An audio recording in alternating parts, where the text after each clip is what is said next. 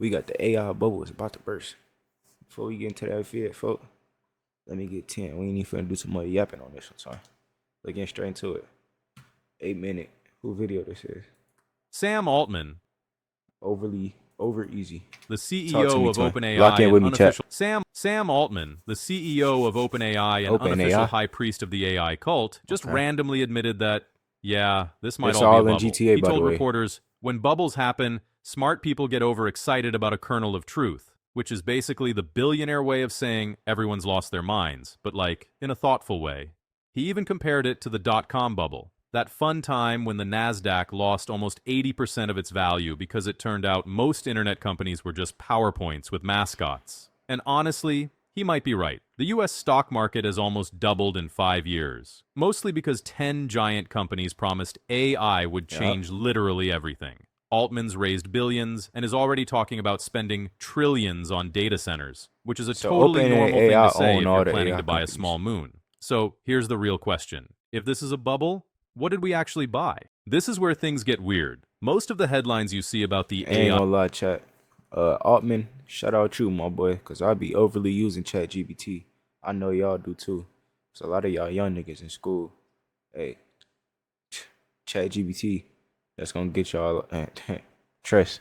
boom aren't about how much value AI has created. They're just about how much the price of a few companies' stocks have gone up, which is kind of like judging the quality of a restaurant by how expensive their forks are. Here's the catch. When a company's market value jumps by hundreds of billions, it doesn't mean that much money magically appeared. It just means the last person to buy the stock paid more than the person before them. It's like if a single banana sells for $10, that doesn't mean all the bananas on Earth are suddenly worth $10. It just means one very confused person is about to have an expensive smoothie. So, if we actually want to know whether this is a bubble, we need to stop looking at stock charts and start counting what's real. The money, the chips, the electricity, the people. Because if you burn through trillions and all you get is a slightly faster email writer, that's not a revolution. That's just really expensive spell check with a PR team.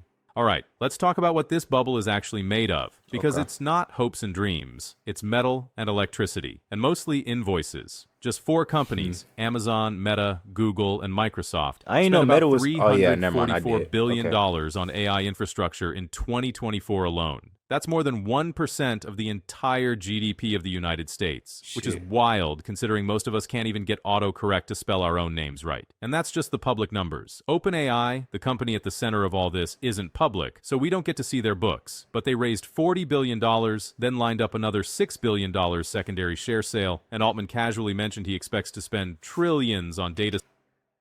Wait, I'm doing my math correctly. They earned 40 billion, my bad, 40 billion. And they said that was 1% of the US GDP. Holy shit. How are we in debt? If 40 billion is 1% of the US GDP, how the fuck are we in debt? What is going on? The money is getting printed, my nigga. Do y'all need more printers? What the fuck is going on? Centers in the not very distant future. China's state-owned companies have reportedly spent another $500 billion on their own AI build-out. And based on global chip sales from Nvidia and AMD, the rest of the world has probably dropped about the same. So altogether, we're already past the $1 trillion mark just on the hardware alone, before even counting energy, staff, or, right now, data centers already eat about 1.5% of the world's total electricity, and according to the International Energy Agency, that number could double by 2030 if AI growth keeps going like this, which is a fun way of saying we might run out of electricity because your chatbot needed to write a limerick about avocados. The United States grid is especially not ready for this. Most of it was built in the 1960s and 70s, and it's running with just 15% reserve capacity. Meanwhile, China, who built their grid way more recently, runs at 100% reserve, meaning they can casually plug in another few million GPUs without blacking out an entire region. And this strain is already showing up on our bills. US electricity prices have nearly doubled in the past 3 years. That's why all the, if y'all ever meet Chinese kids or at GTRP, if y'all play GTRP, I know what I'm talking about. All the, and it's not nothing against y'all, so I fuck with y'all. I'm not gonna lie, we got a couple of y'all at SMG. Shout out on Will, but they be having the 4090s, the 5090s, the 100 $1,000 PCs and shit. It's cause they in China, my nigga. They house not gonna blow up with all that shit plugged in.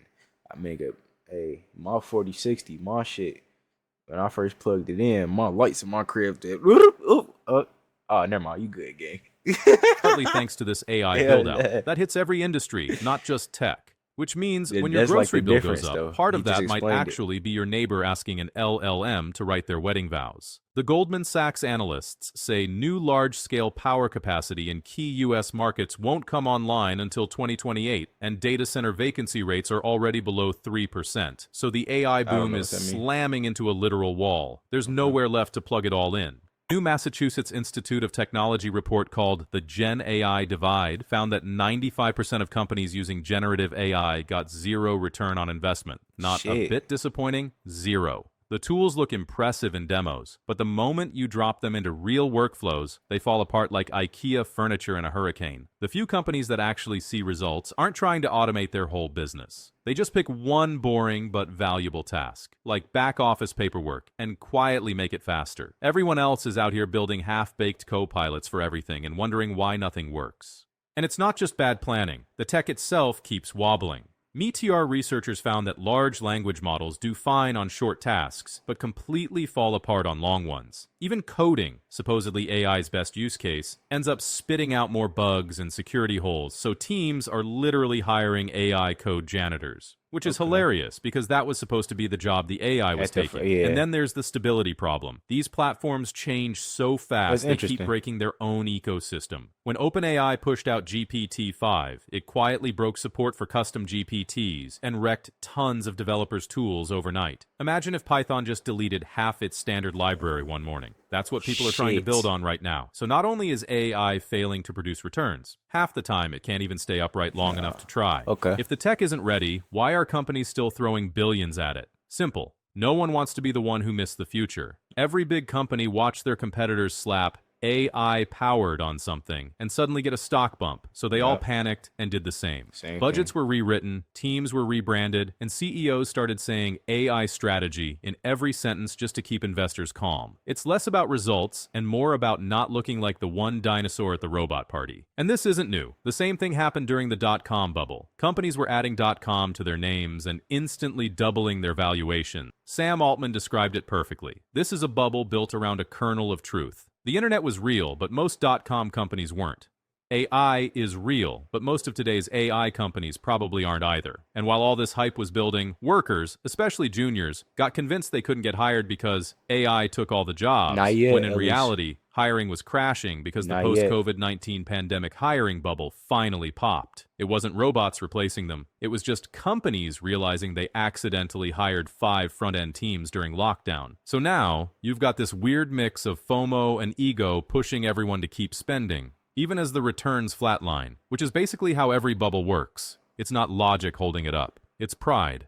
In places like Silicon Valley, investors don't actually need working products to pour in money. Just a good story. And right now, we're building the future with AI is basically the But that's crazy though, because they don't even have to like the AI don't have to work. They just tell them the story of the AI and they getting billions off the shit. So when the AI actually work, that's gonna be fucking scary. Not for me, for y'all. For the niggas that's going against AI.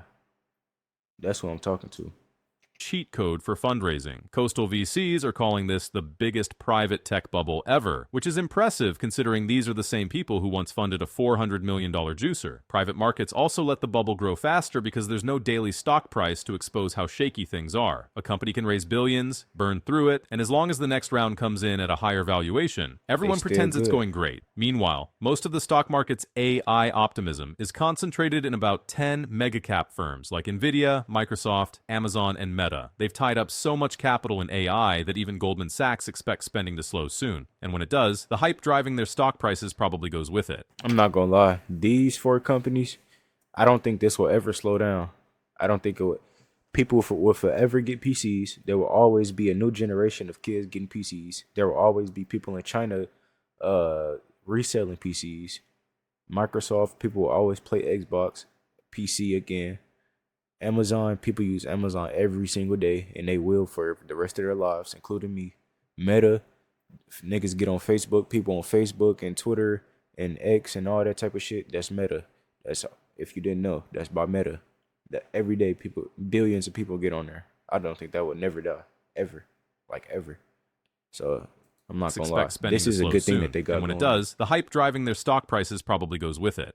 Bubbles don't wipe out And everything. they keeping up with Most current of it events. pops, That's sure, why they the but a top. few pieces survive and become the foundation for They the ain't next get wave. stuck in the past. After the dot-com bubble, thousands of startups vanished, but Google, Amazon, and eBay crawled out of the rubble and built the internet we use today. The same thing will happen here. Most of the flashy AI startups will disappear, and the survivors will be the boring ones, quietly building chips, data centers, and power grids. So yeah, the AI bubble will pop, but the tech won't die. won't. It'll just get quieter and more useful. Anyway, if you I liked don't this agree with video, that. do the whole This is a good video. I don't agree with the last thing he said. I fuck with the video though.